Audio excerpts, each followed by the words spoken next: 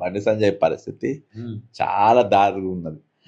ఆడోళ్ళు పోయి బతుకమ్మలు ఆడుకుంటే అక్కడికి పోతే ఆడోళ్ళు రానిచ్చే పరిస్థితులు లేదు. మొగ్గాట అయితే మొగ్గు పోటీలు జరిగితే ముగ్గు కాడికి పోయే పరిస్థితి లేదు. లాస్ట్ లో స్కూళ్ళలో బెంచులు దుడిస్తే అవి మంచిగా కలర్లు వేసిన బెంచులు సిరిసిల్ల కలర్ అక్కడ ఎవ్వడు దేక్తలేడు.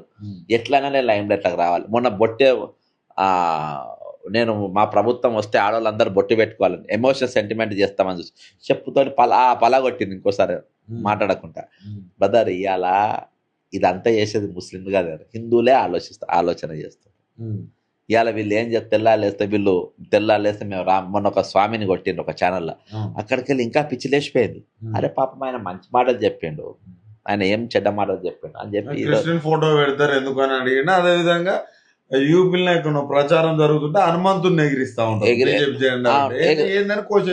ఇక్కడ కూడా ఎగిరేస్తుంది కానీ ఇలా వాడుకుంటారు వాళ్ళు.